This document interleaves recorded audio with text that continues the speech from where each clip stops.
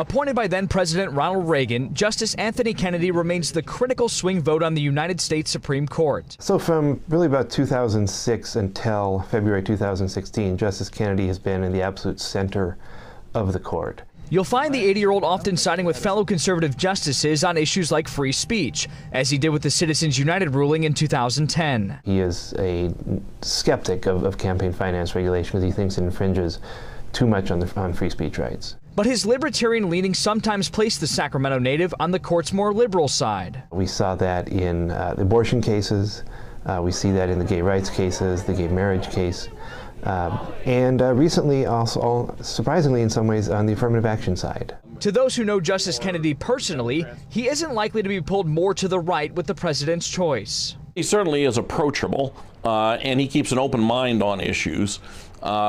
He's not somebody who blows with the wind.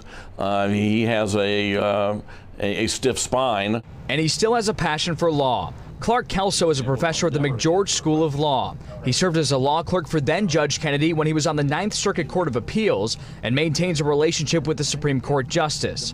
Despite his age and years of experience, Justice Kennedy may not be on the track toward retirement, as some have theorized. I'm sure he'll continue to serve so long as he feels like he can pull his share of the workload and that he has ideas to contribute.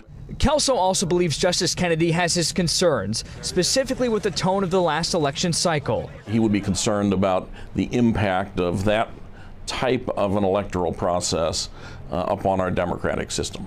But it's not something that will influence his interpretation of the Constitution going forward. He knows that issues involving the current administration will come before the court. And so I'm relatively confident he has said probably nothing to anybody about his views on the incoming administration. It remains to be seen which case ties Justice Kennedy will break next, but he's not likely to be in any 4-4 draws for much longer.